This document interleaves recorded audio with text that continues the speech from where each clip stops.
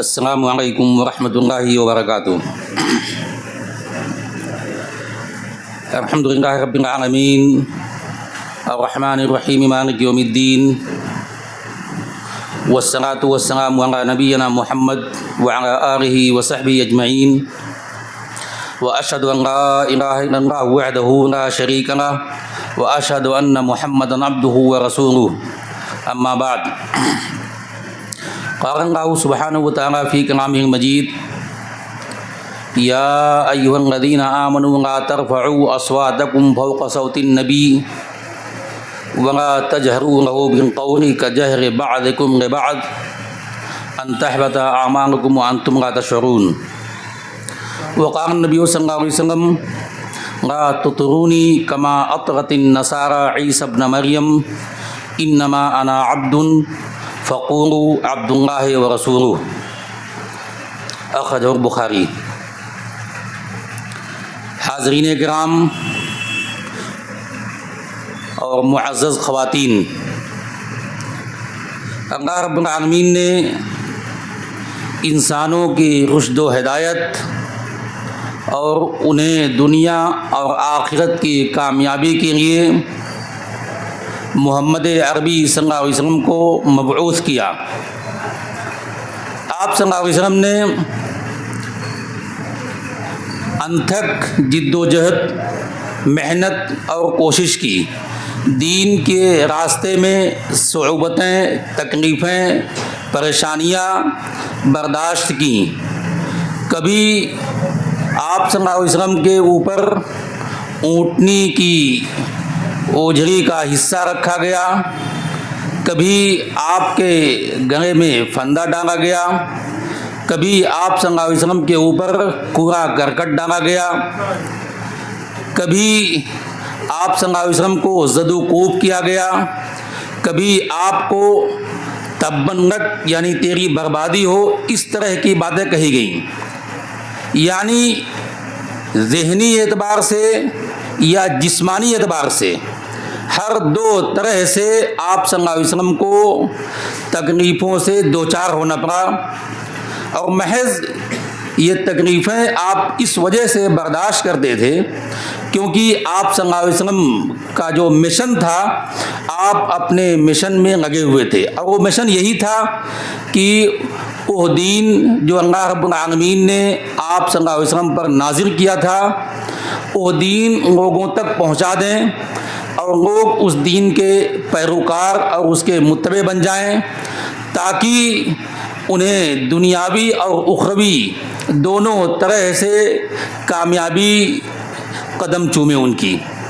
حضرات گرامی، جس نبی نے اس طرح کی صعوبتیں برداشت کیں، جس نبی نے ہماری ہدایت کی خاطر اس طرح کی تکلیفیں برداشت کیں، جس نبی نے سب کچھ برداشت کیا ہماری رشد و ہدایت کے لیے، ہمارے آرام و آسائش کے لیے، ہماری اخروی کامیابی کے لیے، جس نبی نے سب کچھ جھیلا، سب کچھ برداشت کیا، اس نبی کے تئیں ہمارے بھی کچھ حقوق ہوتے ہیں، ہماری بھی کچھ ذمہ داریاں ہوتی ہیں، جن ذمہ داریوں کو ہمیں اور آپ کو پورا کرنا ہے، جنہیں ہم اور آپ نبی صلی اللہ علیہ وسلم کے حقوق کے نام سے جانتے ہیں۔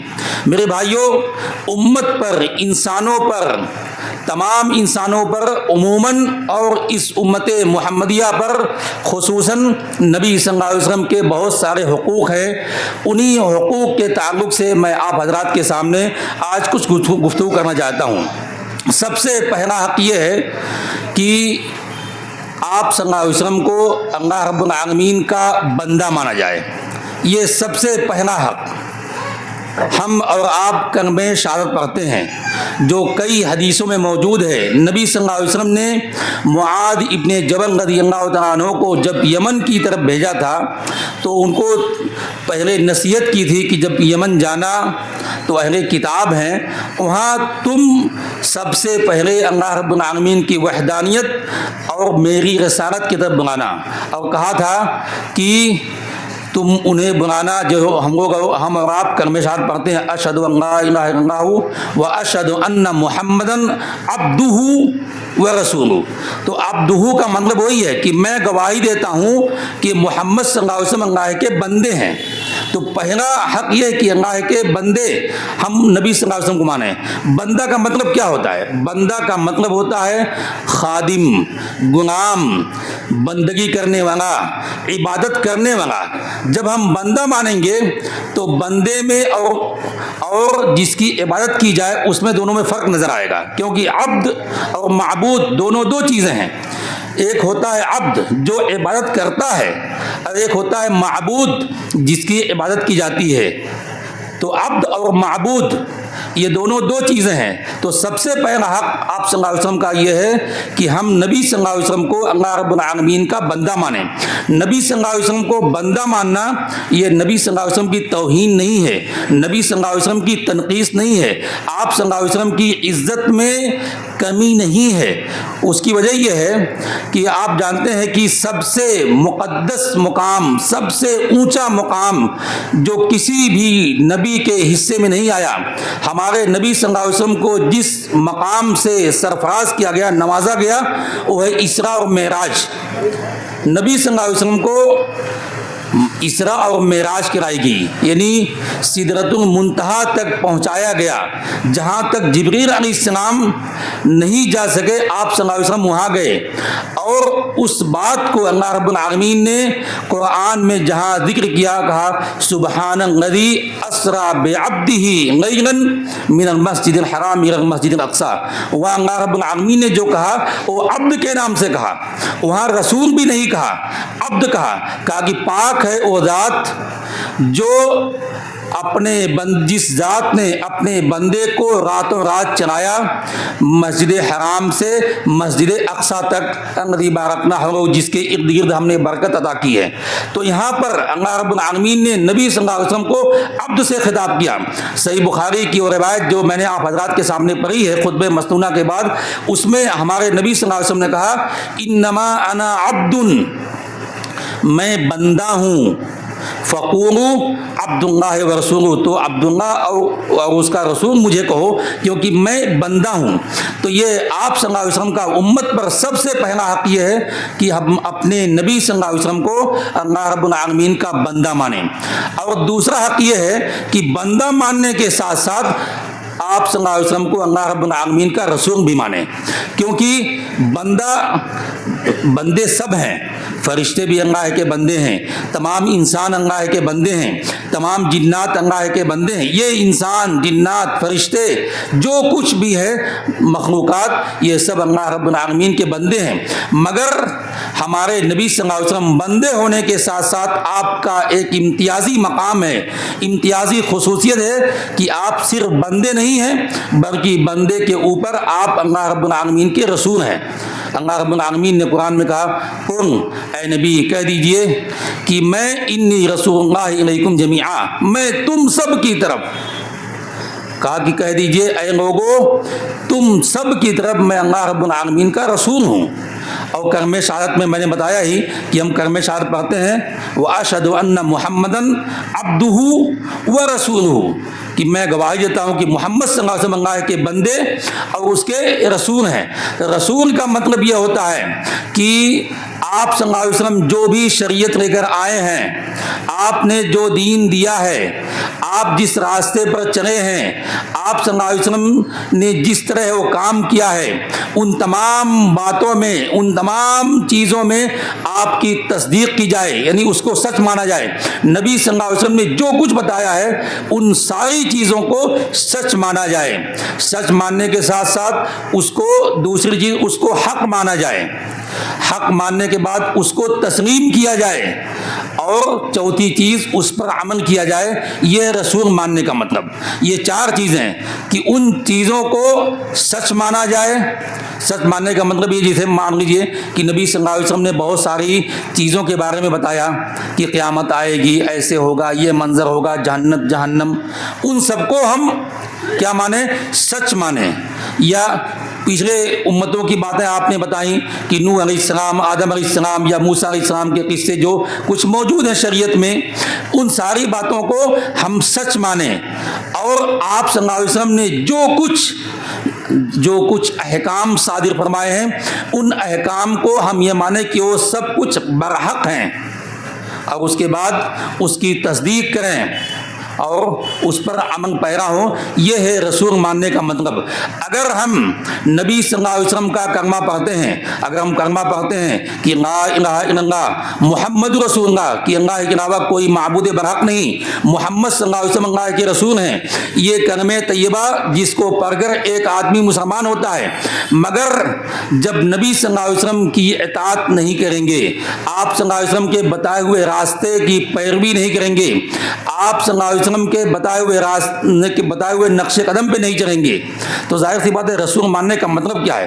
کیونکہ اگر کوئی نبی صلی اللہ علیہ وسلم کو رسول مانتا ہے، اس بات کا اقرار کرتا ہے کہ محمد صلی اللہ علیہ وسلم اللہ کے رسول ہیں، اور اطاعت کسی اور کی کرتا ہے، فرما برداری کسی اور کی کرتا ہے، وہ کسی اور آدمی کی مہر اس بات پر چاہتا ہے نبی صلی اللہ علیہ وسلم کے بتائے ہوئے پر، تو اس کا مطلب یہ ہے کہ اس نے اس آدمی کو، اس شخصیت کو، اس ذات کو نبی صلی اللہ علیہ وسلم سے برتر، آپ صلی اللہ علیہ وسلم سے بہتر، آپ صلی اللہ علیہ وسلم سے اوپر سمجھا ہے.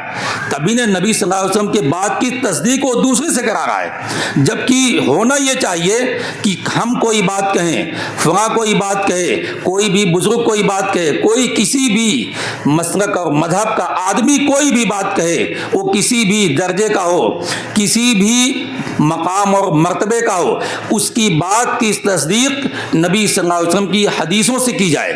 اگر نبی صلی اللہ علیہ وسلم کی حدیثوں کے مطابق اس کی بات ہے، آپ صلی اللہ علیہ وسلم کے فرمان کے مطابق اس کا فرمان ہے، آپ صلی اللہ علیہ وسلم کے بتائے ہوئے اور عمل کیے ہوئے حدیثوں کے مطابق اس کی بات ہے، تو ظاہر سی بات ہے نبی صلی اللہ علیہ وسلم کی مہر لگ جانے کی وجہ سے اس کی بات معتبر ہوگی.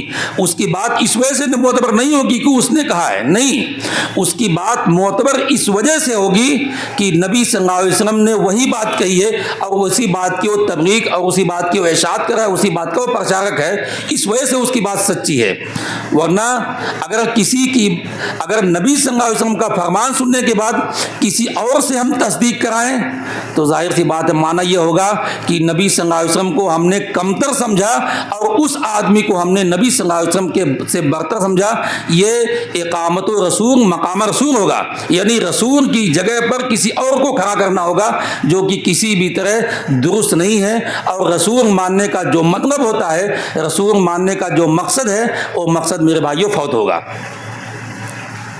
یہ نبی صلی اللہ علیہ وسلم کا دوسرا حق تھا کہ آپ صلی اللہ علیہ وسلم کو ہم رسول مانیں. تیسرا حق یہ ہے کہ ہم نبی صلی اللہ علیہ وسلم کا احترام، آپ کی توقیر، آپ کی تعظیم کریں. یعنی ہم نبی صلی اللہ علیہ وسلم کو انسانیت میں، انسان ہونے میں، کیونکہ انسان جیسے ہم انسان ہیں، نبی صلی اللہ علیہ وسلم انسان ہونے میں نبی صلی اللہ علیہ وسلم انسان ہونے میں برابر ہے، مگر آپ کا جو مقام ہے، جو مرتبہ ہے، وہ مرتبہ رسول ہونے کی وجہ سے ہے. کیونکہ اللہ رب العالمین نے کہا قل انما انا بشر مثلکم، اے نبی کہہ دیجئے، یہ آیت سب تقریباً سبھی کی زبان پہ ہے کہ میں تمہارے جیسا ہی انسان ہوں. انسان ہونے میں، یعنی انسان ہونے کا مطلب کیا ہے؟ سارے لوگ انسان ہیں. کیا سارے لوگ برابر ہیں؟ نہیں، دنیا میں بہت سارے انسان ہیں، سارے انسان برابر نہیں ہو سکتے. تو نبی صلی اللہ علیہ وسلم کا مقام اور مرتبہ تمام انسانوں سے ہی نہیں بلکہ بہت اعلیٰ، بہت عرفہ ہے. کوئی بھی آدمی، کوئی بھی شخص، کوئی بھی رسول، کوئی بھی پیغمبر آپ صلی اللہ علیہ وسلم کے مقام مرتبہ تک پہنچ بھی نہیں سکتا، کیونکہ آپ صلی اللہ علیہ وسلم سید الانبیاء ہیں، سید الاولین والآخرین ہیں، تمام نبیوں کے سردار ہیں. اولو العزم رسولوں میں سے جو 5 رسول ایسے ہیں جو سب سے زیادہ مقام اور مرتبے والے ہیں، جس میں نوح علیہ السلام، ابراہیم علیہ السلام، موسیٰ علیہ السلام، عیسیٰ علیہ السلام اور محمد صلی اللہ علیہ وسلم، یہ 5 بڑے برگزیدہ پیغمبر رسول ہیں. اور ان 5 میں 3 رسولوں کو مزید اہمیت حاصل ہے، جس میں موسیٰ، ابراہیم اور محمد صلی اللہ علیہ وسلم ہے. پھر ان تینوں میں 2 شخصیتوں کو اور زیادہ اہمیت حاصل ہے، جن میں ابراہیم اور محمد صلی اللہ علیہ وسلم ہیں، کیونکہ دونوں اللہ رب العالمین کے خلیل ہیں. مگر ان دونوں میں بھی نبی صلی اللہ علیہ وسلم کا مقام مرتبہ بہت اونچا ہے. تو یہ مقام اور مرتبہ اونچا ہونے کی وجہ سے اللہ رب العالمین نے نبی صلی اللہ علیہ وسلم کی تعظیم، آپ کی توقیر، آپ کا احترام کرنے کا حکم دیا ہمیں، کیونکہ اللہ رب العالمین نے کہا کہ لتعزروہ وتوقروہ، کہ رسول ہم نے اس لیے بھیجا تاکہ تم اس کی تائید کرو، تاکہ تم اس کی بھرپور مدد کرو اور تم لوگ اس کا احترام کرو، اس کی توقیر کرو، اس کی عزت افزائی کرو۔ اور اللہ رب العالمین نے قرآن میں دوسری جگہ فرمایا یا ایھا الذین آمنوا لا ترفعوا اصواتکم فوق صوت النبی، کہ اے مومنو تم لوگ اپنی آوازوں کو نبی کے آواز کے اوپر مت کرو، اپنی آوازوں کو نبی کے آواز کے اوپر مت کرو۔ کیا مطلب اس کا؟ یعنی نبی صلی اللہ علیہ وسلم کے سامنے تم لوگ اپنی آوازوں کو پست کرو، کجہر بعضکم لبعض، جیسے آپس میں ایک دوسرے سے بولتے چانتے ہو تو نبی صلی اللہ علیہ وسلم کے ساتھ ایسے مت بولو چالو، عام جیسے آپس میں ایک دوسرے سے بات چیت کرتے ہو، نبی صلی اللہ علیہ وسلم کے سامنے آؤ تو آپس میں نبی صلی اللہ علیہ وسلم کے ساتھ ایسے مت بات کیا کرو، کیونکہ اللہ نے آگے کہا ان تحبط اعمالکم وانتم لا تشعرون، کہ کہیں ایسا نہ ہو کہ تمہارے اعمال برباد ہو جائیں اور تم جان بھی نہ پاؤ، کیونکہ جب تم بے ادبی کرو گے، نبی صلی اللہ علیہ وسلم کے سامنے بے ادبی سے بات کرو گے، نبی صلی اللہ علیہ وسلم کے آواز کے ساتھ اپنی آوازوں کو اونچی کرو گے تو تمہارے اعمال برباد ہو جائیں گے اور تمہیں احساس تک نہیں ہوگا۔ یہ اللہ رب العالمین نے اس کے بارے میں عبداللہ ابن زبیر رضی اللہ تعالیٰ عنہ بیان فرماتے ہیں کہ اس آیت کا ایک خاص شان نزول ہے کہ نبی صلی اللہ علیہ وسلم کے پاس ایک وفد آیا تھا، وہ وفد آیا اور اس وفد کے تعلق سے ابوبکر صدیق رضی اللہ تعالیٰ عنہ نے کہا کہ اللہ کے رسول اس وفد کا امیر آپ قعقاع ابن معبد کو بنائیے، اور عمر بن خطاب رضی اللہ تعالیٰ عنہ نے کہا کہ نہیں اللہ کے رسول آپ اس وفد کا امیر اقرع ابن حابس کو بنا دیجئے، اور دونوں آپس میں جھگڑنے لگے۔ ابوبکر صدیق نے کہا کہ جب میں کوئی بات کہتا ہوں تم میری مخالفت کرنے پر اتر آتے ہو۔ عمر بن خطاب نے کہا کہ نہیں، میرا مقصد تمہاری مخالفت کرنا نہیں تھا، تم نے ایک مشورہ دیا، میں نے بھی ایک مشورہ دے دیا، مشورہ میں دے رہا ہوں، جیسے تم نے مشورہ دیا ویسے میں نے مشورہ دے دیا۔ نبی صلی اللہ علیہ وسلم سامنے بیٹھے ہوئے تھے اور یہ دونوں تیز آواز میں بات کر رہے تھے، فوری طور پر اللہ رب العالمین نے یہی آیت نازل کی یا ایھا الذین آمنوا لا ترفعوا اصواتکم فوق صوت النبی، کہ اے مومنو نبی کے آواز کے اوپر اپنی آواز کو مت کرو، ولا تجہروا لہ بالقول، اور نبی کے سامنے نبی کے پاس تم تیز آواز میں بات مت کیا کرو جیسے آپس میں تم تیز آواز میں بات کرتے ہو، کیونکہ تمہارے اعمال برباد ہو جائیں گے اور تمہیں احساس تک نہیں ہوگا۔ اس آیت کے شان نزول کے بعد عمر بن خطاب رضی اللہ تعالیٰ عنہ کی سیرت میں اسی حدیث کے اندر موجود ہے، جب یہ آیت نازل ہو گئی تو عمر بن خطاب رضی اللہ تعالیٰ عنہ نبی صلی اللہ علیہ وسلم کے سامنے جب بھی بات کرتے یا نبی صلی اللہ علیہ وسلم سے جب بھی بات کرتے تو بہت پست آواز میں، بہت دھیمی آواز میں بات کرتے تھے، یہاں تک کہ نبی صلی اللہ علیہ وسلم کو پوچھنا پڑتا کہ عمر دوبارہ کہو، کیا کہا میں سن نہیں پایا ہوں، تھوڑا تیز کہو۔ تو یہ اس آیت کے نازل ہونے کے بعد نبی صلی اللہ علیہ وسلم کے سامنے عمر بن خطاب رضی اللہ تعالیٰ عنہ کی میرے بھائیوں یہ حالت ہو گئی تھی۔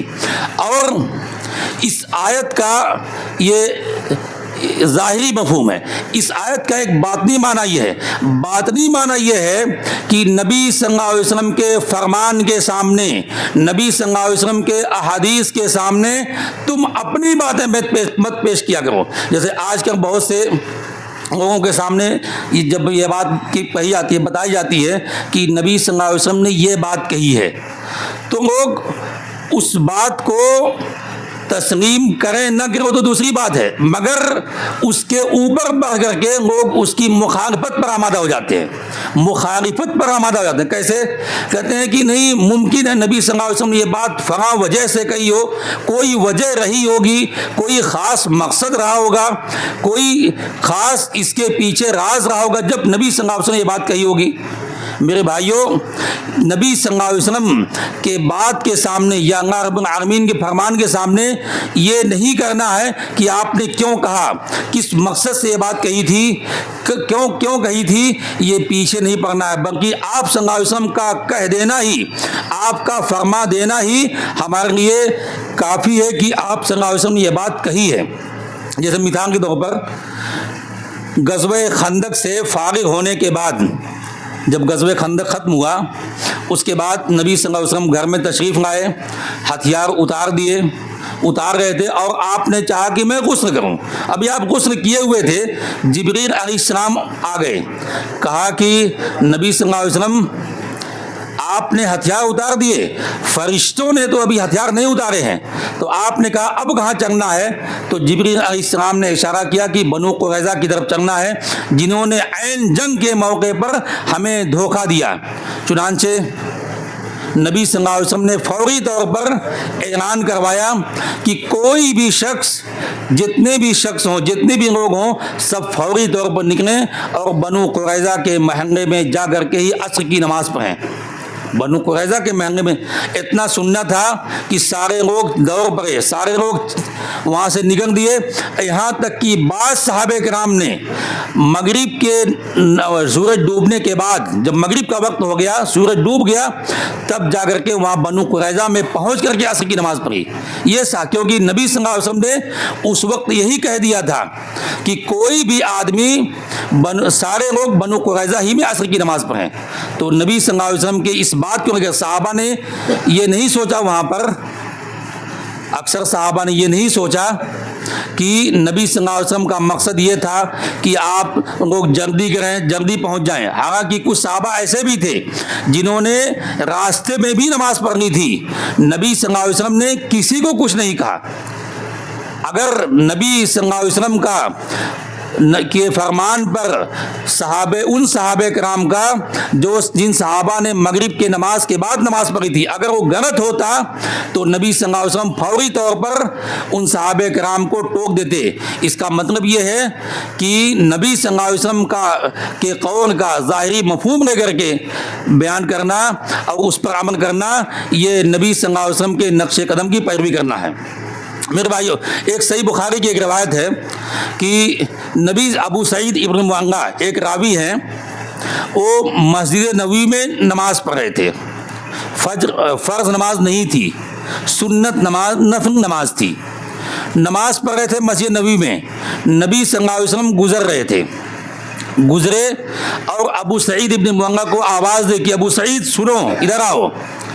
اب وہ نماز کی حالت میں نماز پڑھ رہے تھے، تو انہوں نے سوچا کہ ہم کو نبی صلی اللہ علیہ وسلم نے بلایا ہے، تو میں نماز پڑھوں یا نبی صلی اللہ علیہ وسلم کے پاس جاؤں کیونکہ آپ نے بلایا ہے۔ بہرحال انہوں نے دماغ سے سوچا اور وہ نماز پڑھے، نماز پوری کر کے نبی صلی اللہ علیہ وسلم کے پاس گئے۔ تو ابو سعید ابن معلہ سے نبی صلی اللہ علیہ وسلم نے کہا کہ ابو سعید، تم کو میں نے بلایا تھا، تم آئے کیوں نہیں؟ تو انہوں نے کہا کہ اللہ کے رسول، میں نماز پڑھ رہا تھا اس لیے نہیں آیا۔ تو نبی صلی اللہ علیہ وسلم نے کہا کہ ابو سعید سنو، اللہ رب العالمین نے قرآن میں تو یہ کہا ہے، یا ایھا الذین آمنوا استجیبوا للہ والرسول اذا دعاکم، کہ اے مومنو، کہ جب اللہ اور اس کا رسول تم کو بلائیں تو فوری طور پر ان کے حکم کی تعمیل کرو، فوری طور پر لبیک کہو، نہیں ان کی باتوں کو مانو۔ اس کا مطلب یہ تھا کہ نماز فرض نہیں تھی، وہ نفلی نماز تھی، سنت نماز تھی، اور نبی صلی اللہ علیہ وسلم کی بات ماننا یہ فرض ہے، مسلمانوں پر فرض ہے۔ تو اگر کوئی چیز فرض ہو اور آپ اس کے سامنے نفلی عبادت انجام دے رہے ہیں، تو کون سی عبادت انجام دیں گے، فرض یا نفل؟ کیونکہ نبی صلی اللہ علیہ وسلم کی پکار پر لبیک کہنا، آپ کے پاس آنا، یہ فرض تھا۔ اسی لیے نبی صلی اللہ علیہ وسلم نے فوری طور پر وہاں پر ابو سعید ابن معلہ پر نکیر کیا، تنقید کی کہ نہیں، کہ اللہ تعالیٰ نے یہ فرمایا ہے کہ جب اللہ اس کے رسول تمہیں بلائیں تو فوری طور پر ان کی باتوں کو سنو۔ اس کے بعد میں ایک لمبی حدیث ہے، اس کے بعد ابو سعید ابن معلہ سے نبی صلی اللہ علیہ وسلم نے کہا کہ ابھی رہو، یہاں سے جب میں اٹھوں گا تو تمہیں ایک قرآن کی ایک سب سے عظیم آیت بیان کروں گا۔ اس کے بعد نبی صلی اللہ علیہ وسلم نے وہ عظیم آیت بیان کی اور کہا کہ وہ سورہ فاتحہ ہے. بہرحال میرے عرض کرنے کا مطلب یہ ہے کہ نبی صلی اللہ علیہ وسلم کی بات کے سامنے، نبی صلی اللہ علیہ وسلم کے قول کے سامنے، آپ صلی اللہ علیہ وسلم کے فرمان کے سامنے چوں چرا، کیوں، کیسے، اس کی حکمت کیا تھی، اس کے اندر کیا مصلحت ہے، اس کا سبب کیا تھا اور اس کے پیچھے کا راز کیا تھا، یہ سب نہیں دیکھنا ہے. بس اتنا کافی ہے کہ یہ بات نبی صلی اللہ علیہ وسلم نے کہی ہے، اتنا ہی کافی ہے. میرے بھائیوں، یہ ہے رسول ماننے کا مطلب، یہ ہے نبی صلی اللہ علیہ وسلم کے آواز کے اوپر آواز تیز نہ کرنے کا مطلب. اگر ہم چوں اور چرا کریں گے، اگر ہم اس کے پیچھے کی حکمتوں اور رازوں کو کھنگیں گے اور کسی بھی کوئی ایسی چیز، کوئی ایسا سبب ہم کو اگر مل جائے جس سے ہم بات کو ٹھکرا دیں، یہی ہے کہ نبی صلی اللہ علیہ وسلم کے بات کے اوپر اپنی بات رکھنے کا مطلب. میرے بھائیوں، یہ تیسری چیز تھی کہ نبی صلی اللہ علیہ وسلم کا احترام کرنا اور نبی صلی اللہ علیہ وسلم کے بات کے اوپر اپنی بات نہ رکھنا، بلکہ کسی بھی آدمی کی، دنیا میں سارے لوگوں کی باتوں کو نبی صلی اللہ علیہ وسلم کے بات کے نیچے رکھنا. ایک اس آیت کے پس منظر میں ایک واقعہ اور بھی ذکر کیا جاتا ہے. ثابت ابن قیس ابن شماس رضی اللہ تعالیٰ عنہ کا صحیح بخاری میں یہ واقعہ موجود ہے کہ جب یہ آیت نازل ہوئی کہ لوگوں اپنی آواز کو نبی کے آواز کے اوپر مت کرو، یہ آیت جب نازل ہوئی تو ثابت ابن قیس ابن شماس، یہ فطری طور پر ان کی آواز بہت تیز تھی. یعنی بہت سے لوگ ہوتے ہیں کہ کچھ لوگوں کی آواز بہت تیز ہوتی ہے، جب بھی بولتے ہیں تیز ہی بولتے ہیں اور دھیرے بول نہیں پاتے. ان کی آواز تیز تھی اور ان کی آواز تیز ہونے کی وجہ سے ان کو خطیب النبی کا لقب ملا تھا، یعنی یہ نبی کے خطیب تھے. تو آواز تیز تھی. جب یہ آیت نازل ہوئی تو یہ اپنے گھر میں جا کے بیٹھ گئے، گھر سے باہر نہیں نکل رہے تھے. نبی صلی اللہ علیہ وسلم نے جب محسوس کیا کہ کیا بات ہے، ثابت ابن قیس ابن شماس رضی اللہ تعالیٰ عنہ نظر نہیں آ رہے ہیں، چنانچہ وہ ایک صحابی رسول نے کہا کہ ہاں اللہ کے رسول میں بھی نہیں دیکھ رہا ہوں، خیر میں جاتا ہوں، پتہ لگا کے آتا ہوں. اور صحیح مسلم کی روایت میں موجود ہے کہ یہ جو صحابی تھے وہ سعد ابن معاذ رضی اللہ تعالیٰ عنہ تھے اور ثابت ابن قیس ابن شماس ان کے پڑوسی تھے. کہا کہ میرے گھر کے بغل میں ان کا گھر ہے، میں جا کے دیکھ کے آتا ہوں. تو ان کے گھر گئے، دیکھا کہ گھر کے اندر کمرے میں بیٹھ کر سر کو جھکائے ہوئے رو رہے ہیں. پوچھا کیوں رو رہے ہو بھائی، کیا بات ہے، ماجرا کیا ہے؟ تو ثابت ابن قیس ابن شماس رضی اللہ عنہ نے کہا کہ دیکھو کہ اللہ رب العالمین نے تو یہ کہا ہے کہ اے مومنوں اپنی آواز کو نبی کے آواز کے اوپر مت کرو کیونکہ ورنہ تمہارے اعمال برباد ہو جائیں گے، تمہیں احساس بھی نہیں ہوگا. اور سب جانتے ہیں کہ میری آواز تو فطری طور پہ تیز ہے، اس لیے میرے اعمال تو برباد ہو گئے، میں تو جہنمیوں میں سے ہوگا اور اسی پر میں اداس ہوں، غمگین ہوں اور اسی وجہ سے رو رہا ہوں. چنانچہ سعد ابن معاذ رضی اللہ تعالیٰ عنہ آئے اور انہوں نے نبی صلی اللہ علیہ وسلم کو بتایا کہ اس وجہ سے رو رہے ہیں. تو آپ نے کہا کہ جاؤ ان کو لے کر کے آؤ اور ان کو بتا دینا کہ وہ جہنمیوں میں سے نہیں بلکہ وہ جنتیوں میں سے ہیں. تو اس کا مطلب یہ ہوا اگر کسی کی آواز فطری طور پہ تیز ہو تو وہ اس میں داخل نہیں ہے، لیکن دونوں میں فرق ہے. با ادب رہنا، ادب کے ساتھ بولنا اور کسی کی آواز فطری طور پہ تیز ہو تو تیز آواز، دونوں میں فرق ہے. اور لہجے سے یہ بات محسوس ہوتی ہے کہ لہجہ کیا کہہ رہا ہے، لہجے میں گستاخی ہے یا نہیں ہے، لہجے میں بے ادبی ہے یا نہیں ہے، یا لہجے میں کیا ہے، لہجے میں ادب کا پہلو ہے. آواز تیز ہو بھی لیکن ادب کا پہلو ہمیشہ ملحوظ خاطر رہنا چاہیے. میرے بھائیوں، یہ نبی صلی اللہ علیہ وسلم کے ساتھ امت پر یہ تیسرا حق تھا. چوتھا حق یہ ہے کہ نبی صلی اللہ علیہ وسلم سے محبت کی جائے، آپ صلی اللہ علیہ وسلم سے محبت کی جائے. دنیا میں انسان جب محبت کرتا ہے تو محبت کے بہت سارے اسباب ہوتے ہیں. جیسے کسی نے کسی پر احسان کیا ہو، احسان کی وجہ سے آدمی محبت کرتا ہے کہ فلاں آدمی میرا بڑا خیال رکھتا ہے، مجھ پر بہت ایسے احسان کیے ہیں اور اس کا احسان ہے، اس وجہ سے ہم اسے محبت کرتے ہیں. کبھی کبھی انسان کسی کے جاہ و حشمت، عہدے اور منصب سے محبت کرتا ہے کہ فلاں آدمی بہت عہدے دار ہے، فلاں آدمی بہت بڑے عہدے اور منصب اور رتبے والا ہے، مقام مرتبے والا ہے، اس وجہ سے اس سے لوگ محبت کرتے ہیں۔ کبھی کبھی انسان بہت خوبصورت ہوتا ہے تو خوبصورتی کی وجہ سے دل کا میدان اس کی طرف مائل ہوتا ہے۔ تو یہ تینوں اسباب میرے بھائیوں اگر یہ دیکھا جائے تو یہ تینوں اسباب نبی صلی اللہ علیہ وسلم میں موجود ہیں۔ حسان ابن ثابت رضی اللہ تعالیٰ عنہ نے شعر میں نبی صلی اللہ علیہ وسلم کی منقبت میں یہ بات کہی تھی، وَأَحْسَنَ مِنْكَ لَمْ تَرَ قَطُّ عَيْنِي، کہ اے نبی آپ سے زیادہ خوبصورت کبھی کسی آنکھ نے دیکھا ہی نہیں ہے، وَأَجْمَلَ مِنْكَ لَمْ تَلِدِ النِّسَاءُ، اور آپ سے زیادہ خوبصورت کبھی کسی عورت نے بچہ پیدا ہی نہیں کیا۔ تو نبی صلی اللہ علیہ وسلم سب سے زیادہ خوبصورت۔ ابو مغیرہ ابن شعبہ عمرو ابن عاص رضی اللہ تعالیٰ عنہ، عمرو ابن عاص رضی اللہ تعالیٰ عنہ ایک صحابی رسول ہیں، وہ کہتے ہیں کہ نبی صلی اللہ علیہ وسلم کی شخصیت، آپ کی ذات میرے نزدیک بہت ہی مبغوض تھی، بہت ناپسندیدہ تھی، میں آپ سے بہت نفرت کرتا تھا۔ بس سنی سنائی بات تھی، مگر جب میں مسلمان ہو گیا، اسلام لانے کے بعد نبی صلی اللہ علیہ وسلم کی ذات اور آپ کی شخصیت میرے نزدیک سب سے محبوب تھی۔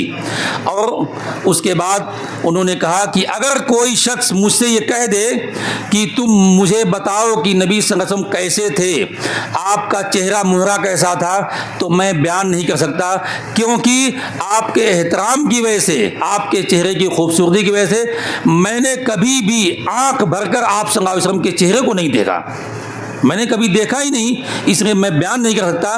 یہ عمرو بن عاص رضی اللہ تعالیٰ عنہ نے کہا، اور بھی بہت ساری حدیثوں میں موجود ہیں۔ میرے بھائیوں، تو یہ خوبصورت نبی صلی اللہ علیہ وسلم کی شخصیت تھی۔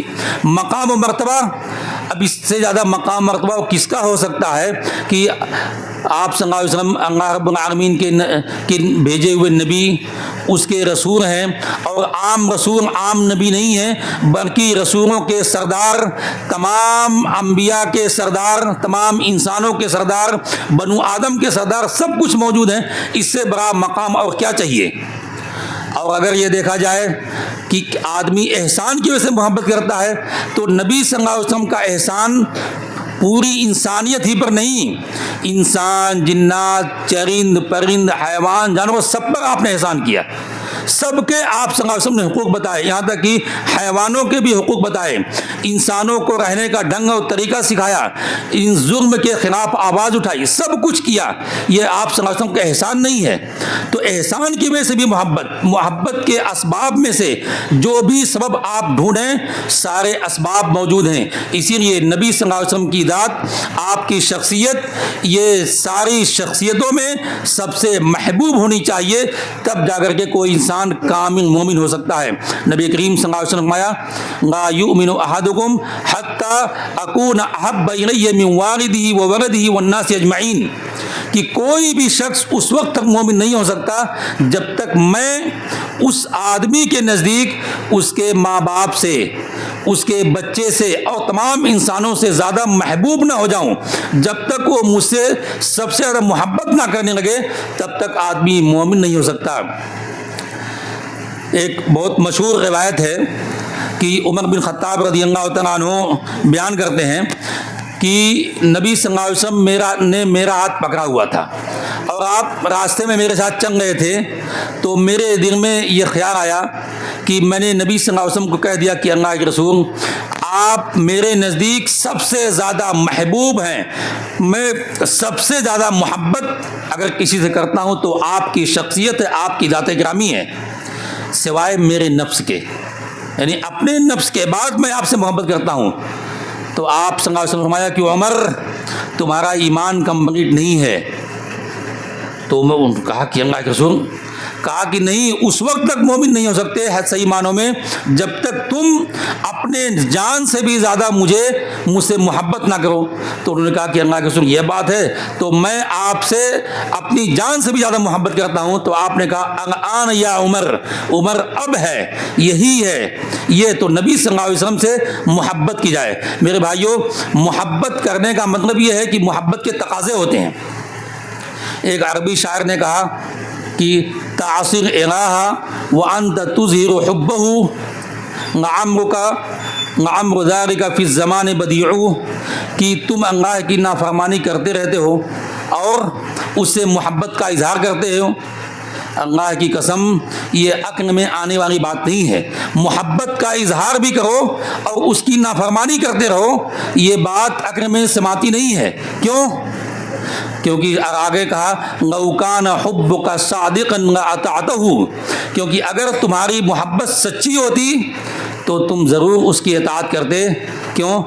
इन्नल मुहिब्बा लिमन युहिब्बु मुतीअहु, क्योंकि जो आदमी जिससे मोहब्बत करता है उसका वो फरमाबरदार हुआ करता है। आदमी को अगर किसी से मोहब्बत हो तो उसकी बात मानता है।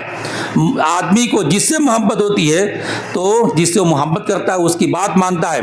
तो अगर शायर ने कहा कि अगर आप अल्लाह से मोहब्बत करते हो, अगर आप रसूल से मोहब्बत के दावेदार हो और उसकी नाफरमानी पर नाफरमानी करते रहते हो, तो ये बात अक्ल में नहीं बैठती।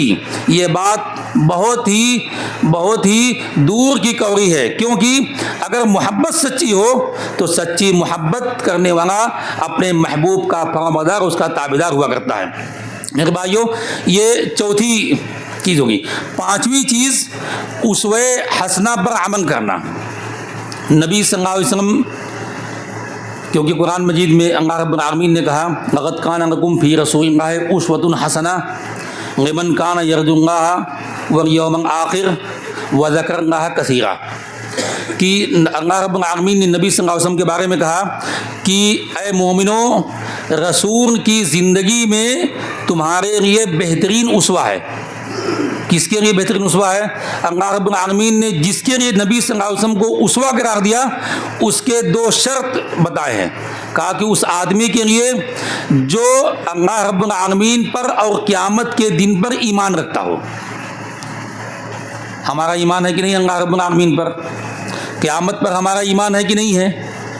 जाहिर सी बात है, अगर हमारा ईमान है अल्लाह रब्बुल आलमीन पर और क़यामत पर, तो हमारे लिए नबी सल्लल्लाहु अलैहि वसल्लम आइडियल और नमूना है। और दूसरी चीज़ व ज़करल्लाह कसीरा, और जो आदमी अल्लाह रब्बुल आलमीन का बकसरत जिक्र करे, अल्लाह रब्बुल आलमीन को बकसरत याद करें, तो हमें और आपको अल्लाह रब्बुल आलमीन का जिक्र करने का हुक्म दिया गया कि नहीं हुक्म दिया गया? कुरान मजीद में बहुत सी है आयतें हैं, फ़ज़कुरूनी अज़कुरुकुम, तुम मुझे याद करो मैं तुम्हें याद करता रहूँगा। नमाज क्यों है? नमाज ये अल्लाह रब्बुल आलमीन का सबसे बड़ा जिक्र है, क्योंकि उसमें हम पढ़ते हैं अल्हम्दुलिल्लाह रब्बिल आलमीन, अल्लाह की तारीफ़ बयान करते हैं, सुभान रब्बिल अज़ीम, सुभान रब्बिल आला। ये अल्लाह का जिक्र नहीं है तो और क्या है? अल्लाह मानतस्सलाम मिनका सलाम। नमाज के बाद नमाज के अंदर जो भी दुआएं हैं सब कुछ अल्लाह का जिक्र है। हम सुबह उठते हैं, सो के उठते हैं, अल्हम्दुलिल्लाहिल्लज़ी अहयाना बादमा अमातना व इलैहि नुशूर, जिक्र है कि नहीं है? सुबह उठे, वज़ू करने गए, बिस्मिल्लाह, अल्लाह का जिक्र है कि नहीं? वज़ू करके फारिग हुए, वज़ू के बाद की दुआ पढ़े, जिक्र है कि नहीं है? आप कहीं भी जाएं, आप पानी पिए, बिस्मिल्लाह, पानी पी चुके अल्हम्दुलिल्लाह, खाना खा लिए, बिस्मिल्लाह शुरू करते वक्त, खाना खाने के बाद की दुआ पढ़ें। मस्जिद में आप दाखिल हुए तो आप मस्जिद में अल्लाहुम्मा बाब रहमतिक, मस्जिद से निकले वो तो वो दुआ। आप बैतुल खुला में जा रहे हैं, जाने से पहले तो आप छुको छींक आए अल्हम्दुलिल्लाह। कोई भी एक मोमिन आदमी की ज़िंदगी, मोमिन आदमी का हर अमल ये अल्लाह रब्बुल आलमीन के ज़िक्र से वाबस्ता है। कोई भी काम अल्लाह रब्बुल आलमीन के ज़िक्र के बगैर नहीं है। गोया कि हमें अल्लाह रब्बुल आलमीन का ज़िक्र करने का भी हुक्म दिया गया है। तो गोया कि हमारे लिए नबी सल्लल्लाहु अलैहि वसल्लम आइडियल और नमूना है। आइडियल और नमूना का मतलब ये होता है कि नबी सल्लल्लाहु अलैहि वसल्लम ने जिस तरह जो काम किया है, आप सल्लल्लाहु अलैहि वसल्लम ने जहाँ पर जिस तरह हरकत और सकनात किए हैं, आप सल्लल्लाहु अलैहि वसल्लम ने जिस तरह इबादत अंजाम दी हैं, आप सल्लल्लाहु अलैहि वसल्लम ने अकायद में जो अक़वाल कहे हैं, आपने अक़ीदा जो बयान किया है, आपने अखलाक व किरदार जैसा करके दिखाया है, उन तमाम की पैरवी की जाए, उन तमाम अखलाक व किरदार, इबादत, मामलात को अपनी ज़िंदगी में उसको ढाला जाए। मेरे भाइयों, ये है आइडियल, ये है नमूना बनाने का मतलब। लेकिन हम और आप अपनी अक्सर बेशतर ज़िंदगी में क्या देखते हैं? हमको हुक्म दिया गया है कि नबी सल्लल्लाहु अलैहि वसल्लम की ज़िंदगी को आइडियल बनाएं, नमूना बनाएं, मगर हम کسی اور کی زندگی کو نمونہ بناتے ہیں. نمونہ بنانے کا مطلب یہ ہے کہ نبی صلی اللہ علیہ وسلم کا چہرہ مورا جیسا تھا، ہم اس طرح اپنا چہرہ بنانے کی کوشش کریں. یہ ہے نمونہ. آپ کے چہرے پہ داڑھی تھی تو داڑھی بڑھانے کی بات کہی گئی ہے، داڑھی بڑھائیں. آپ صلی اللہ علیہ وسلم پاجامہ، لنگی، ازار جو بھی پہنتے تھے ٹخنوں سے اوپر پہنتے تھے، ٹخنوں سے اوپر پہننا یہ اسوہ ہے. میرے بھائی عقائد میں آپ مانتے ہیں کہ نبی صلی اللہ علیہ وسلم اللہ رب العالمین کی تنہا عبادت کرنے والے تھے. ہم اور آپ، عبادت کا مطلب کیا ہے؟ عبادت کو ہم اور آپ نے بہت محدود سمجھ رکھا ہے. میرے بھائیوں، عبادت ہمارا آپ سمجھتے ہیں کہ صرف نماز، روزہ، زکوٰۃ، حج اور صدقہ و خیرات، یہ سب ہم نے صرف انہی کو عبادت سمجھا. میرے بھائیوں، صرف عبادت نہیں ہے بلکہ ایک مومن آدمی کی، ایک مسلمان آدمی کی پوری زندگی عبادت ہے. کیونکہ عبادت کہتے کس کو ہیں؟ عبادت کہتے ہیں اسم جامع. عبادت ایک جامع کلمہ ہے، ایک جامع نام ہے. ہر اس چیز کو عبادت کہتے ہیں جس چیز کو اللہ رب العالمین پسند کرے اور اس سے وہ راضی ہو، چاہے وہ قول ہو یعنی وہ بات ہو یا عمل ہو، وہ ظاہری چیز ہو یا باطنی چیز ہو. جن چیزوں کو اللہ رب العالمین پسند کرے اور جس سے وہ راضی ہو وہی عبادت ہے. سجدہ کرنا، ظاہر سی بات ہے سجدہ کرنے سے اللہ خوش ہوتا ہے کہ نہیں خوش ہوتا؟ نبی صلی اللہ علیہ وسلم نے کہا کہ سجدے میں بندہ سب سے زیادہ اللہ کے قریبی ہوتا ہے. تو سجدہ عبادت ہے کہ نہیں عبادت ہے؟ تو نبی صلی اللہ علیہ وسلم سجدہ کس کے لیے کرتے تھے؟ اسی ذات کے لیے سجدہ کریں. یہ نبی کے اسوے پر چلنا ہوگا. نبی صلی اللہ علیہ وسلم پریشانیوں میں، سختیوں میں، مصیبتوں میں، شدائد میں اللہ رب العالمین کو یاد کرنے والے تھے. تو پریشانیوں میں، سختیوں میں، کربتوں میں اللہ رب العالمین کو یاد کریں. یہ ہے نبی کے اسوے پر چلنا ہوگا. عقیدے میں نبی صلی اللہ علیہ وسلم نے اپنی قبر کو سجدہ گاہ بنانے سے منع کیا. لا تتخذوا قبری وثنا یعبد. آپ نے کہا کہ میری قبر کو وثن نہ بنانا کہ جس کی پوجا کی جائے، جس کی عبادت کی جائے. اور آپ صلی اللہ علیہ وسلم نے کہا کہ اپنے آخری لمحات میں کہا لعنت اللہ علی یہود والنصارى، کہ یہودیوں پر، نصرانیوں پر اللہ رب العالمین کی لعنت ہو. کیوں؟ کیا وجہ تھی؟ کہا اتخذوا قبور انبیاء مساجد. انہوں نے اپنے نبیوں کی قبروں کو سجدے کی جگہ بنا لیا. عائشہ صدیقہ رضی اللہ تعالیٰ عنہا روایت کی راویہ ہیں، وہ کہتی ہیں یحذر ما صنعوا. نبی صلی اللہ علیہ وسلم کے اس فرمانے کا مقصد صرف خبر دینا نہیں تھا. نبی کے فرمانے کا مقصد یہ تھا کہ آپ اپنی امت کو اس طرح کے اعمال انجام دینے سے بچانا چاہ رہے تھے. کیونکہ اگر یہودی اپنے نبیوں کی قبروں کو سجدہ گاہ بنانے کی وجہ سے لعنتی قرار دیے گئے، نبی صلی اللہ علیہ وسلم نے ان پر لعنت بھیجی. نصرانیوں کا، یہودیوں کا اگر وہی حال ہے کہ وہ ملعون ہیں، اور ملعون ہونے کی وجہ یہ ہے کہ اپنے نبیوں کی قبروں کو سجدہ گاہ بنائے ہیں، تو اگر ہمارا عقیدے میں ہمارا نظریہ بھی وہی ہوگا، ہمارا عمل وہی ہوگا، تو ظاہر سی بات ہے ہم بھی لعنتی ہیں، ہم بھی ملعونی ہیں، ہم کوئی رحمت والے نہیں بنیں گے اگر ہمارا عمل یہ ہوگا. میرے بھائیو، یہ ہے عقیدے کے باب میں نبی صلی اللہ علیہ وسلم کے اسوے پر چلنا. عبادات کے باب میں کہ نبی صلی اللہ علیہ وسلم کی سیرت میں اگر عبادات کی چیزیں آپ پڑھتے رہیے کہ نبی صلی اللہ علیہ وسلم فرض تو چھوڑ دیجئے، نفلی عبادتیں اس قدر کرتے تھے کہ آپ کے پاؤں میں سوجن آ جاتی تھی، پیر سوج جاتے تھے. اور ایک دوسری حدیث میں ہے کہ آپ کی ایڑیاں پھٹ جاتی تھیں زیادہ دیر تک کھڑے رہنے کی وجہ سے. آپ صلی اللہ علیہ وسلم سے کہا گیا کہ اللہ کے رسول آپ کیوں تھکاتے ہیں اپنے آپ کو، جبکہ اللہ رب العالمین نے آپ کے اگلے پچھلے ہر طرح کے گناہ بخش دیے ہیں، معاف کر دیے ہیں، آپ کیوں تھکاتے ہیں اپنے آپ کو؟ تو آپ صلی اللہ علیہ وسلم کا جواب اس وقت تھا افلا اکون عبدا شکورا، کیا میں اللہ کا شکر گزار بندہ نہ بنوں کہ اس نے میرے سارے گناہ معاف کیے ہیں، میں شکرانے کے طور پہ اس قدر عبادت کرتا ہوں. مگر ہمارا عبادات میں ہمارا عمل کیا ہے؟ نفلی نمازیں، تہجد وغیرہ چھوڑ دیجئے. اکثر مسلمان 5 وقتہ نمازوں سے غافل، 5 وقتہ نمازوں کی پابندی نہیں. یہ اسوے پر چلنا کیسے ہوگا؟ 5 वक्ता नमाजों की पाबंदी जब नहीं होगी तो नबी सल्लल्लाहु अलैहि वसल्लम के उसवे पर चलना कैसे होगा? वो तो उसवे हसना पर अमल करना। मामलात की बात आए तो नबी सल्लल्लाहु अलैहि वसल्लम मामलात में क्या आपने कभी फराडी किया है? आपने कभी ख़यानत किया? अरे आप सल्लल्लाहु अलैहि वसल्लम के सच्चे और अमीन अमानतदार होने की गवाही मुसलमान नहीं, उस वक्त के गैर मुस्लिम दिया करते थे जो नबी सल्लल्लाहु अलैहि वसल्लम पर ईमान नहीं लाए थे। जब आप सल्लल्लाहु अलैहि वसल्लम की उम्र 35 साल थी, जब आप सल्लल्लाहु अलैहि वसल्लम को नबी नहीं बनाया गया था, उस वक्त भी मक्का के लोग नबी सल्लल्लाहु अलैहि वसल्लम को अमीन और सादिक कहा करते थे, यानी अमानतदार और सच्चा। नबी बनाए जाने के बाद मक्की ज़िंदगी में जब हमारे नबी को सल्लल्लाहु अलैहि वसल्लम को नबी बना दिया गया, आपने इस दीन की तबलीग की, मक्का के लोग दुश्मनी पर उतर आए, सारे लोग दुश्मन थे, मगर उस दुश्मनी होते हुए भी अपनी अमानतें, अपने कीमती सामान वही दुश्मन लोग भी नबी सल्लल्लाहु अलैहि वसल्लम के पास आके रखते थे। क्यों? क्योंकि आप अमानतदार थे, आप अमानतदार थे। तो ये मामलात के बाब में है कि आप सल्लल्लाहु अलैहि वसल्लम ख़यानत नहीं थे। हम और आप अगर ख़यानत करें, हम झूठ बोलें, हम बदअहदी करें, ये सारे मामलात में है, तो जाहिर सी बात है ये सारी चीज़ें नबी सल्लल्लाहु अलैहि वसल्लम के मामलात में उसवे हसना पर अमल के बरखिलाफ होगा। क्योंकि उसवे हसना पर अमल करने का मतलब ये है कि हम अमीन बने, सादिक बने, खाइन ना बने, अमानतदार बने और वादे को पूरा करने वाले बने। अबू सुफियान को सभी लोग जानते हैं। वो फ़तेह मक्का के मौके पर मुसलमान हुए। फ़तेह मक्का से पहले सन 6 हिजरी के बाद सन 7 हिजरी का जब ज़माना आया तो उस वक्त वो मुसलमान नहीं थे। नबी सल्लल्लाहु अलैहि वसल्लम ने उस वक्त बहुत से बादशाहों के पास ख़त भेजे इस्लाम की दावत के लिए।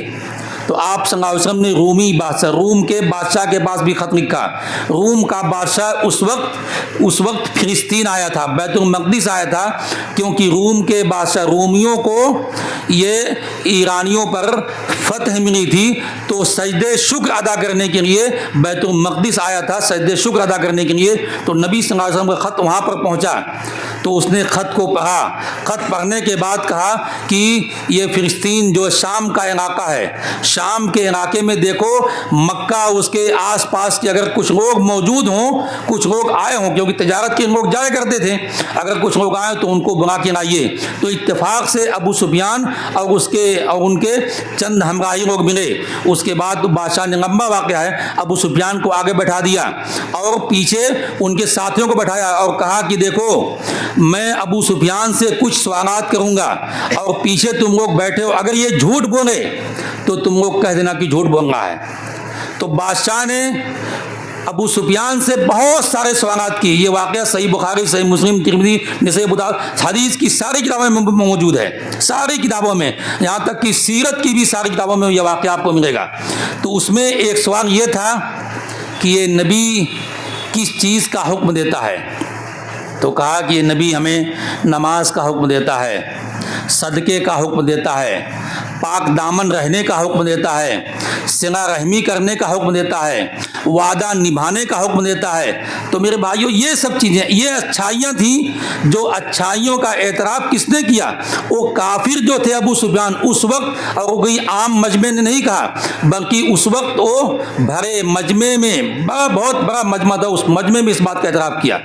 जब नबी सल्लल्लाहु अलैहि वसल्लम को नबूवत मिली, आप सल्लल्लाहु अलैहि वसल्लम घबराए हुए थे, अपने घर आए, खदीजा रज़ियल्लाहु तआला अन्हा के पास जब पहुँचे तो कहा कि खदीजा, मुझे अपनी जान का ख़तरा लगता है। जब तबीयत बहाल हुई तो वाक़या बयान किया, तो खदीजा रज़ियल्लाहु तआला अन्हा ने कहा, सही बुखारी मुस्लिम ये भी वाक़या हदीस की सारी किताबों में मौजूद है, कहा कि नहीं ऐ मेरे शौहर, ऐ मेरे सरताज, अल्लाह रब्बुल आलमीन आपको रुसवा नहीं करेगा। क्यों? आपकी बहुत सारी अच्छाइयाँ खदीजा रज़ियल्लाहु तआला अन्हा ने बयान की। क्या कहा? कि आप सिला रहमी करते हैं, रिश्तों को जोड़ते हैं, आप दूसरों का बोझ उठाते हैं, मुसीबतों के लिए दूसरों पर, मुसीबत पर दूसरों की मदद करते हैं, आप गरीबों, लाचारों کا ماوا و منجا ہیں. اللہ رب العالمین آپ کو کبھی بھی رسوا نہیں کرے گا. تو خدیجہ رضی اللہ تعالیٰ عنہا نے یہ سارے صفات نبی صلی اللہ علیہ وسلم کے بیان کیے. وہ سارے صفات ہمیں اپنانے کی ضرورت ہے میرے بھائیوں. اسی طرح اخلاق کی بات آئے اگر تو اخلاق و کردار میں نبی صلی اللہ علیہ وسلم سب سے اونچے مقام پر فائز تھے. اس کے باوجود بھی آپ کے تواضع کا عالم کیا تھا؟ آپ کی خاکساری کیا تھی؟ کہ کوئی بھی صحیح بخاری کے حدیث میں ہے کہ مدینہ کی ایک بچی لونڈی بھی نبی صلی اللہ علیہ وسلم کا ہاتھ پکڑ کے مجمع کے سامنے سے دور ہٹ گئی آتی اور آپ سے دیر تک بات کرتی رہتی تھی. اس کے بعد چھوڑتی, آپ پھر آتے. ایک آدمی صحیح بخاری کی روایت میں ایک آدمی آیا اور نبی صلی اللہ علیہ وسلم کے سامنے بیٹھا تو کانپنے لگا, کیونکہ آپ ظاہر سی بات ہے مومنانہ روب بھی تھا آپ صلی اللہ علیہ وسلم کے اوپر. وہ کانپنے لگا, ڈر گیا. آپ نے کہا کیوں ڈرتے ہو؟ یا آپ نے کہا مت ڈرو, میں تو ایک ایسی عورت کا بیٹا ہوں جو مکے میں گوشت سکھا کر کھاتی تھی. گوشت سکھا کر کھانے کا مطلب یہ ہے کہ مکے والوں کی جو غذا تھی وہ گوشت ہی تھی, کیونکہ وہاں ساگ سبزی تو ہوتی نہیں تھی. ان کے یہاں وہی بکری وہی گوشت ان کی غذا تھی. تو عام طور پہ جو لوگ مالدار ہوتے تھے وہ تازہ گوشت کھاتے تھے, لیکن جو غریب ہوتے تھے وہ گوشت ہوتا کئی دھوپ میں اس کو سکھاتے تھے, مہینوں مہینوں اس کو کھاتے تھے. تو کہا کہ میں تو غریب عورت کا بیٹا ہوں, ایک ایسی عورت کا بیٹا ہوں جو گوشت سکھا کے کھاتی تھی. میرے بھائیوں, عقائد میں ہو, عبادات میں, معاملات میں, اخلاق و کردار میں, یہ ان ساری چیزوں میں اگر ہم نبی صلی اللہ علیہ وسلم کے کو آئیڈیل مانتے ہیں, آپ کو اسوہ تصور کرتے ہیں, اپنی عبادتوں کو نبی صلی اللہ علیہ وسلم کی عبادتوں پر پیش کرتے ہیں, جانچ پڑتال کرتے ہیں, تب جا کر کے ہم صحیح معنوں میں نبی صلی اللہ علیہ وسلم کے حق کو, آپ کی رسالت کے حق کو ہم ادا کریں. ہم اور آپ بازار میں آتے ہیں, 50 روپے 100 روپے کوئی سامان خریدتے ہیں, اس کو ٹھونکتے بجاتے ہیں, ادھر سے دیکھتے ہیں ادھر سے دیکھتے ہیں, ادھر ادھر اس سے گارنٹی مانگتے ہیں, بہت سی چیزیں اس کو دیکھتے ہیں کہ کہیں سامان ڈپلیکیٹ تو نہیں, سامان خراب تو نہیں. مگر وہی مسلمان جو ابھی 150 کا سامان خریدنے میں اس قدر الٹ پلٹ رہا تھا, باریکی سے دیکھ رہا ہے, ادھر کر رہا ہے ادھر کر رہا ہے, جب عبادتوں کی بات آئے تو کبھی فکر نہیں ہوتی اس کے کہ کیا ہم جو عبادت انجام دے رہے ہیں, جس طریقے پر انجام دے رہے ہیں, کیا یہ نبی کا طریقہ تھا یا نہیں تھا, طریقہ نبوی ہے کہ نہیں ہے. نبی صلی اللہ علیہ وسلم نے ایسے ہی انجام دینے کا حکم دیا تھا. ہم چہرہ مہرہ ہم اور آپ جس طرح بنائے ہوئے ہیں, کیا نبی صلی اللہ علیہ وسلم اپنا چہرہ مہرہ ایسے ہی بنائے ہوئے تھے یا کسی اور کی ہم نقالی کر رہے ہیں؟ تو یہ ساری چیزیں نبی صلی اللہ علیہ وسلم کو آئیڈیل اور اسوہ ماننے کا مطلب یہ ہے کہ ان ساری چیزوں میں ہم نبی صلی اللہ علیہ وسلم کی سیرت پر, آپ کے کردار پر چلنے کی کوشش کریں. میرے بھائی اور بھی کچھ حقوق ہیں لیکن وقت چونکہ زیادہ ہو رہا ہے, میں ایک آخری حق بیان کر کے باتوں کو ختم کرتا ہوں کہ ایک اہم حق یہ ہے کہ نبی صلی اللہ علیہ وسلم پر درود بکثرت پڑھا جائے. یہ بھی آپ کا ایک حق ہے. اللہ رب العالمین نے قرآن میں کہا ہے, سب لوگوں کی شاید جانتے ہیں, ان اللہ و ملائکتہ یصلون علی النبی, کہ اللہ رب العالمین اور فرشتے نبی صلی اللہ علیہ وسلم پر نبی صلی اللہ علیہ وسلم پر درود بھیجتے ہیں. یا ایھا الذین آمنوا, اے تو اللہ نے کہا مومنو تم لوگ بھی نبی صلی اللہ علیہ وسلم پر درود بھیجو. اور اس کے بعد عبداللہ بن مسعود رضی اللہ تعالیٰ عنہ کی بہت مشہور روایت صحیح بخاری کی ہے کہ انہوں نے کہا کہ اللہ کے رسول, کہ اللہ رب العالمین نے ہمیں آپ پر سلام اور درود دونوں چیزیں کرنے کا حکم دیا ہے. سلام تو جانتے ہیں, جب ہم آپ سے ملاقات ہوتی ہے تو کہتے ہیں السلام علیکم, ہم سلام, مگر صلوات کیسے بھیجیں, درود کیسے بھیجیں؟ تو نبی صلی اللہ علیہ وسلم نے اس حدیث میں بتایا, اور وہ درود ابراہیمی پڑھ کے آپ نے بتایا, اللہم صلی علی محمد وعلی آل محمد کما صلیت علی ابراہیم وعلی آل ابراہیم انک حمید مجید, اللہم بارک. یہ نبی صلی اللہ علیہ وسلم نے درود پڑھ کے بتایا. تو نبی صلی اللہ علیہ وسلم پر درود بھیجنے کا, اور چھوٹا درود, سب سے چھوٹا درود صلی اللہ علیہ وسلم, اس میں دونوں چیز ہیں, جس میں کا معنی یہ ہے کہ اللہ رب العالمین کی طرف سے نبی صلی اللہ علیہ وسلم پر صلوات اور سلام دونوں نازل ہو. یہ سب سے چھوٹا درود, اور اس کی دلیل حدیث کی ساری ہر حدیث ہے, کیونکہ صحابہ نے قال نبی صلی اللہ علیہ وسلم, قال رسول اللہ صلی اللہ علیہ وسلم, سب چیزیں کہیں. اور اس کا ایک فائدہ ہے, ابو موسیٰ اشعری رضی اللہ تعالیٰ بیان کرتے ہیں کہ اللہ کے رسول میں درود بہت پڑھتا ہوں, تو میں کتنا درود پڑھوں؟ تو آپ صلی اللہ علیہ وسلم نے کہا کہ ما شئت, جتنا کہو, جتنا چاہو. کہا کہ کتنا؟ کہا کہ جتنا چاہو. جتنی بار انہوں نے سوال دہرایا آپ صلی اللہ علیہ وسلم نے اتنا ہی سوال دہرایا, اتنا ہی جواب کو اسے ہی دیا. اس کے بعد کہا اس کا ایک فائدہ ہوگا کہ تمہارا غم دور ہوگا. یہ غموں کو دور کرنے کا ایک ذریعہ بھی ہے نبی صلی اللہ علیہ وسلم پر درود بھیجنا. اگر نبی صلی اللہ علیہ وسلم کا نام آئے, جیسے میں نے نبی صلی اللہ علیہ وسلم کے ساتھ کتنی بار کہا, مگر بہت کم لوگوں نے نبی صلی اللہ علیہ وسلم پر درود بھیجا. صلی اللہ علیہ وسلم کتنے کم لوگوں نے کہا. جبکہ اس میں آپ کو 2 حدیث سناتا ہوں. سب سے پہلی چیز حدیث یہ ہے کہ نبی صلی اللہ علیہ وسلم نے فرمایا کہ سب سے بڑا بخیل وہ ہے جس کے سامنے میرا نام لیا جائے اور وہ مجھ پر درود نہ بھیجے. تو نبی صلی اللہ علیہ وسلم نے کہا کہ سب سے بڑا بخیل ہے. تو آپ صلی اللہ علیہ وسلم کا جب بھی نام آئے, جب بھی محمد نام آئے یا آپ کا تذکرہ آئے تو صلی اللہ علیہ وسلم ضرور کہیں تاکہ آپ بخارت سے نکل آئیں, آپ بڑے بخیل نہ مانے جائیں. ایک حدیث ہے. دوسری حدیث کہ ایک بار آپ صلی اللہ علیہ وسلم ممبر پر چڑھے اور ممبر چڑھنے کے بعد آپ نے کہا آمین, پھر کچھ دیر کے بعد کہا آمین, پھر کچھ دیر کے بعد کہا آمین. جب آپ ممبر سے ادھر گئے تو صحابہ اکرام نے پوچھا کہ اللہ کے رسول آپ ممبر پر بہت چڑھتے تھے, کبھی اس طرح کی آپ نے آمین آمین نہیں کہا, اس بار آپ نے 3 بار رک رک کر آمین کہا, کیا وجہ ہے؟ تو کہا کہ جبرائیل امین آئے تھے اور انہوں نے 3 دعائیں کی ہیں, ان 3 دعاؤں پر میں نے آمین کی. اس میں پہلی دعا یہ تھی کہ جس آدمی کے سامنے میرا نام لیا جائے, میرا تذکرہ کیا جائے اور مجھ پر وہ درود نہ بھیجے, وہ آدمی خاک آلود ہو جائے, وہ آدمی مٹی میں مل جائے, وہ آدمی ہلاک ہو جائے, برباد غارت ہو جائے. تو میں نے کہا آمین. آپ سوچئے جبرائیل امین بد دعا کریں, نبی صلی اللہ علیہ وسلم آمین کریں.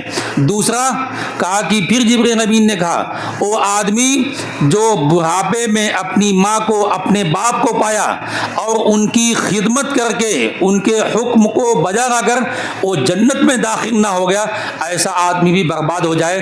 تو میں نے کہا آمین. اور تیسرا کہ جو شخص رمضان کا مہینہ پا کر کے اپنی بخشش نہ کروا پائے وہ آدمی بھی ہلاک و برباد ہو جائے. تو میں نے کہا آمین. میرے بھائیوں, اس طرح یہ نبی صلی اللہ علیہ وسلم کے حقوق ہیں, ان حقوق کی پاسداری ہمیں اور آپ کو کرنی ہے.